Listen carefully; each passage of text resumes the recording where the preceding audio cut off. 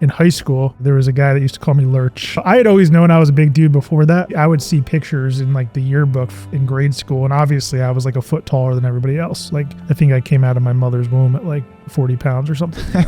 But no, I was actually a preemie. What's interesting is that I was only 5 pounds 11 ounces when I was born. I think I was 7 weeks premature. I actually had like life-saving surgery twice right after my mom gave birth to me. They took me from her. She couldn't see me. I had a blockage in my stomach and they had to do emergency surgery. I was also left with like gnarly scars on my midsection. Here I am, a larger than normal dude and kid. And then I also have an abnormal looking stomach, right? Because of these scars. And in high school, this is when people tend to bully. This is when people tend to project. And so I'd constantly be made fun of for my size. And so I remember being called Lurch and people always, saying things about that. But then one of the stories I tend to share because it had a significant impact on my life up until recently was when I'd play basketball and we'd have to, play shirts and skins, or one team would leave their shirt on, one team would take their shirt off, and that would indicate, at least for the guys team, obviously girls didn't do this.